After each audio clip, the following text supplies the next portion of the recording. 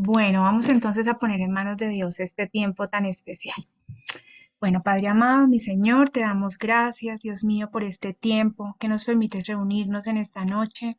Gracias por este día que nos permites ya casi culminar, Señor. Gracias porque hemos visto tu amor, tu provisión, tus misericordias que renuevas cada día, Señor.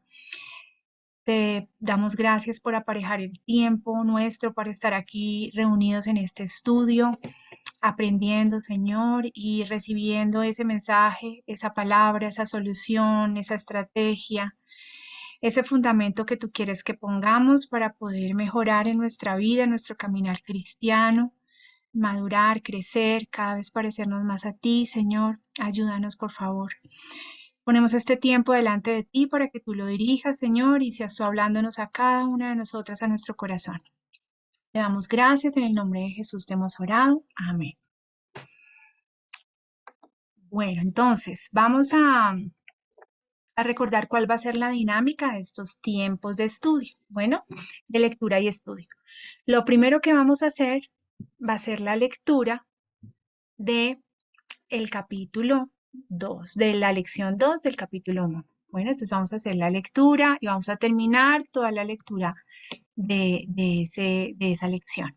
Bueno, ya luego cuando terminemos, entonces vamos a retomar las actividades de reflexión de la lección anterior, que yo les envié la grabación la semanita pasada, que era la lección 1. Entonces, en esta primera etapa vamos a tener la grabación, pero luego vamos a cerrar la grabación y vamos a compartir todas estas cosas en las que Dios nos estuvo hablando, haciendo esas actividades de reflexión que proponía el libro en la lección anterior. Bueno, listo, entonces vamos a iniciar con este tiempo.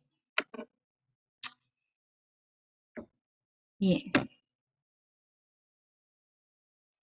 listo. Entonces, voy a iniciar con esta lectura, página 23 para las que tengan su libro, lección 2. Tiene el título Bajo la ira y la ansiedad. Debemos leer Jeremías 17 del 5 al 10. Entonces vamos a hacer esta lectura, cada una de ustedes con su Biblia, sigan la lectura. Vamos a tomar un minutico aquí para que cada una de ustedes vaya y busque su Biblia o abra la Biblia en su celular. Y vamos a buscar Jeremías 17 del 5 al 10.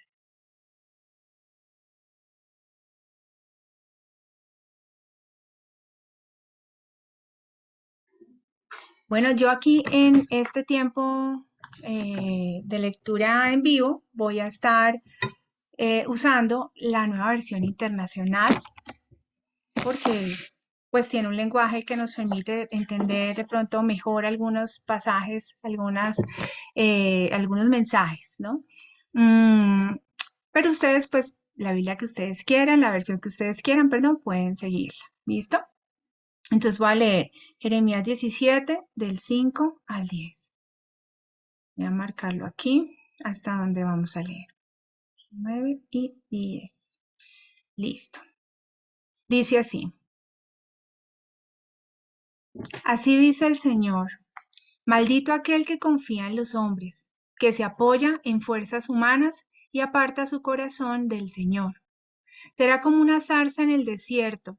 No se dará cuenta cuando llegue el bien. Morará en la sequedad del desierto, en tierras de sal donde nadie habita. Bendito el hombre que confía en el Señor y pone su confianza en él. Será como un árbol plantado junto al agua, que extiende sus raíces hacia la corriente. No teme que llegue el calor, y sus hojas están siempre verdes. En época de sequía no se angustia y nunca deja de dar fruto. Nada hay tan engañoso como el corazón. No tiene remedio. ¿Quién puede comprenderlo? Yo, el Señor, sondeo el corazón y examino los pensamientos, para darle a cada uno según sus acciones y según el fruto de sus obras.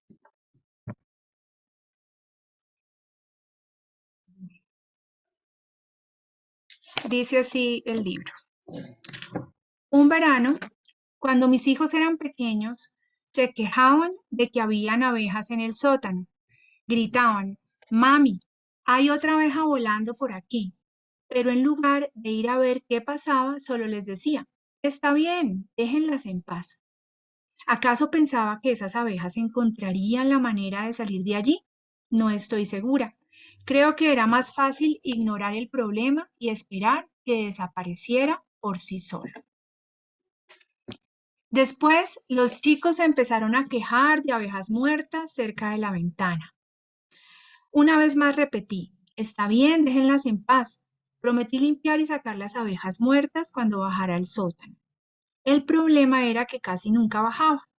Era la sala de juego de los niños y ellos tenían absoluta jurisdicción. Las semanas pasaron sin poner un pie en el área de las abejas denunciadas, hasta que un día el pequeño Cole subió las escaleras, me miró a los ojos y me dijo, Mamá, este problema de las abejas me está asustando. Creo que escucho un zumbido de abejas en la pared. ¿Qué? Respondí instantáneamente alarmada. Muéstrame. Lo que encontré me espantó. Había cientos de abejas muertas a lo largo de las repisas de las ventanas. Y Cole tenía razón. Definitivamente había un zumbido en la pared, justo donde jugaban mis niños. En cuestión de horas, un experto en abejas me dijo, llamaste justo a tiempo. Si esas abejas hubieran atravesado la pared de yeso, no dejé que terminara la frase, no quería que todos tuviéramos pesadillas. El sótano de mi corazón. Amigas, nuestra naturaleza controladora es como un escondrijo de abejas anidadas en nuestro corazón. El problema es que casi nunca llegamos al nivel del corazón. Es más fácil ignorar las advertencias y fingir que no hay ningún problema.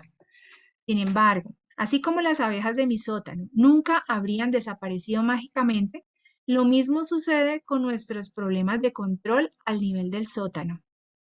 Es peligroso dejar el problema oculto, especialmente de nosotras mismas. Así que mírate a los ojos, haz un viaje al sótano de tu corazón. ¿Oyes algún zumbido? ¿Podría haber una mujer controladora al acecho en tu corazón? Si es así, es hora de dejar de ignorar las advertencias y enfrentar el problema. La ira. Durante muchos años pensé que mi problema era la ira y evidentemente, como quedó demostrado en la lección 1, luché y sigo luchando con la ira.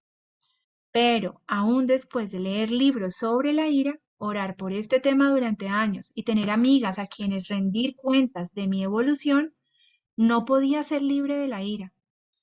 Tenía la vaga sensación de que había un problema más profundo que me hacía estallar sobre algo tan tonto como una toalla en el piso del baño. Pero rara vez bajaba al sótano de mi corazón para examinar el problema. Hasta que un día escuché a De Brestin que hablaba en la radio sobre el pecado debajo del pecado. De dijo que muchas veces no podemos vencer un pecado que nos acecha porque estamos atacando el pecado superficial y no el pecado de raíz más profundo.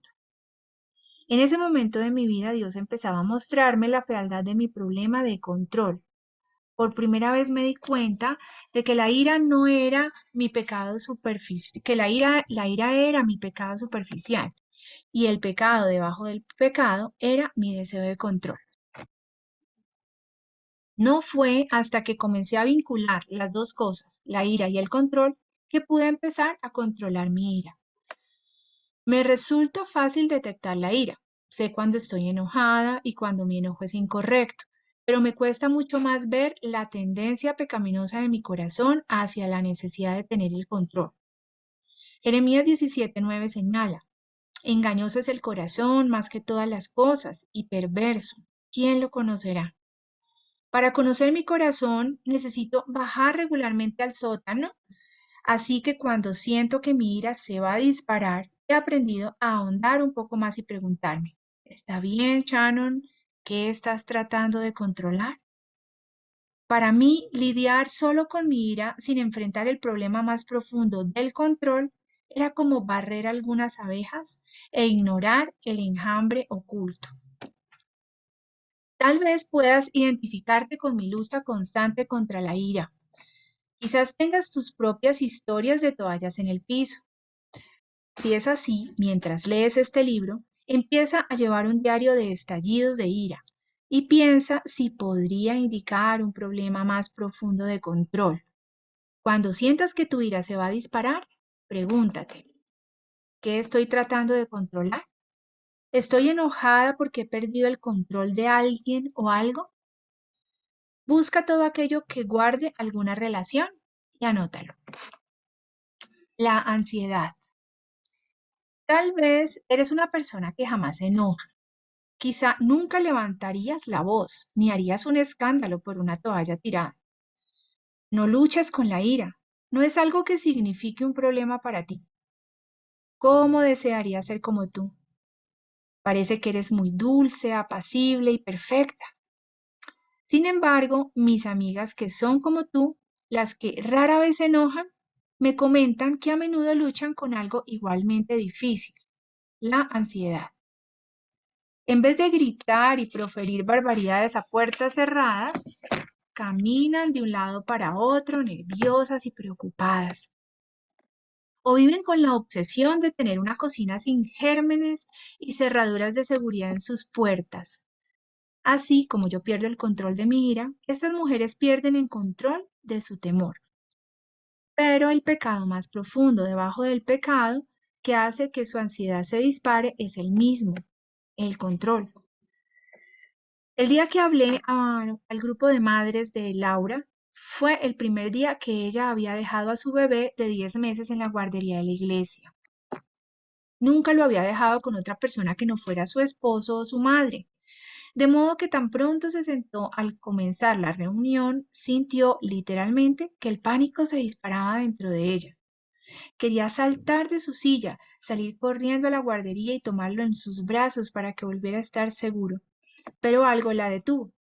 Tenía la ligera sensación de que el Señor quería que escuchara algo ese día. Y fue entonces cuando me puse de pie para hablar sobre el control. Cuando expuse mi vida privada y conté varias historias que me delataban como una mujer controladora, Laura se rió nerviosamente y en secreto se identificó como tal. Acababa de soportar la soledad, de mudarse a un nuevo municipio, una experiencia complicada de embarazo y parto, una larga recuperación. Además, su bebé sufría de un sinfín de alergias y problemas de alimentación y sueño. Al igual que yo, Laura nunca había vinculado su ansiedad a un problema subyacente de control. Entonces descubrió que ella también era una mujer controladora. Meses después, Laura me escribió para comentarme que, aunque su situación no ha cambiado, ella sí lo había hecho. Al identificar y tratar con su problema más profundo de control, empezó a tener victoria sobre la ansiedad. Puedes identificarte con Laura, luchas con el temor o con una excesiva preocupación. Tal vez nunca perderías los estribos, pero podrías perder una noche de sueño preocupada porque tu nombre aparezca en la breve lista de posibles despidos. O podrías perder el apetito preocupada porque el avión de tu marido tenga un accidente. O podrías perder el contacto con la realidad y preguntarte si tu hijo pudo haber tenido un accidente automovilístico que lo dejó inconsciente porque hace 10 minutos que debería haber llegado. Si tienes problemas de ansiedad, comienza a llevar un diario íntimo sobre cualquier preocupación o temor obsesivos y piensa si encuentras indicios de un problema más profundo de control. Cuando sientas que tu ansiedad se dispara, pregúntate, ¿sobre qué cosas deseo tener el control? ¿De qué cosas temo perder el control? Busca todo aquello que guarde alguna relación y anótalo. Controlarse y doblegarse. En su libro sobre la crianza de los hijos, el doctor Tim Stanford divide toda la vida en dos categorías. Uno, lo que puedo controlar y dos, lo que no puedo controlar. En realidad, lo único que entra en la primera categoría soy yo misma. Puedo controlar mis propias acciones, actitudes y respuestas. Todo lo demás entra en la segunda categoría. El doctor Stanford sugiere dos respuestas: controlarse y doblegarse. Para la primera categoría debemos controlarnos, es decir, tener dominio propio. Dado que el dominio propio es un fruto del espíritu, cuando nos controlamos estamos actuando de manera piadosa. Sin embargo, para la segunda categoría debemos doblegarnos, es decir, orar y entregar a Dios el control de las cosas que no podemos controlar. Esta también es una respuesta piadosa. Las mujeres controladoras hacen exactamente lo contrario a doblegarse y orar. Piensa en el ejemplo de mi reacción frente a la toalla tirada, el capítulo anterior, una vez más. ¿Puedo realmente controlar lo que mi hijo hace con su toalla? No. Puedo usar mi influencia para educar bien a mi hijo, pero no puedo controlar si se convertirá en un adulto responsable. Esa toalla a mis pies era una oportunidad para doblegarme en oración y poner a Dios a cargo de mi final feliz y el de mi hijo. Pero en vez de doblegarme y orar, tomé las cosas en mis propias manos de mujer controladora. Y con respecto a controlarme, ¿pude haber controlado mi propia preocupación e ira en respuesta a la toalla? Sí, podría haberlo hecho, pero no lo hice. Dejé de lado el dominio propio, me puse furiosa e hice un escándalo destructivo. Esta es la gran ironía de la mujer controladora. Cuando tratamos de controlar cosas que no podemos controlar, tendemos a perder el control de lo único que sí podemos controlar, nosotras mismas. Dios nos invita a revertir el proceso, a controlarnos y doblegarnos. Tómate un tiempo para visitar el sótano de tu corazón. Aquí hay algunas instrucciones que te pueden ayudar.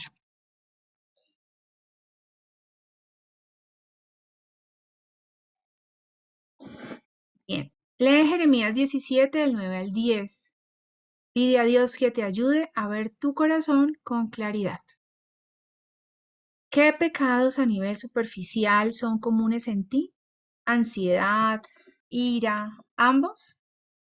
Comienza a anotar en tu diario íntimo los episodios recientes, junto con los problemas relacionados con el control. Lee Salmos 37, del 1 al 9, y anota todo lo que encuentres sobre la ira, la ansiedad o la entrega a Dios de tu final feliz. Para meditar, Salmos 37, del 8 al 9. Refrena la ira, deja la furia, no te enojes, pues esto conduce al mal, porque los malvados serán exterminados, pero los que esperan en el Señor heredarán la tierra. Mi ira y mi ansiedad a menudo indican un problema más profundo de control en mi corazón.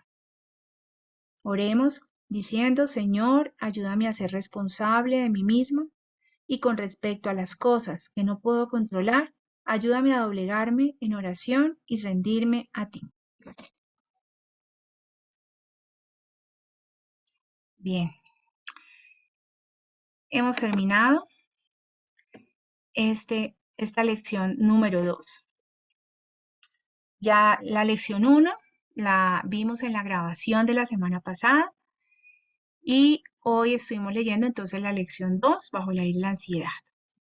Entonces vamos a recordar estas actividades de reflexión que tuvimos de la semana pasada. Bien, y vamos a conversar sobre ello. Listo, vamos entonces a detener la grabación y a compartir un poco estas actividades.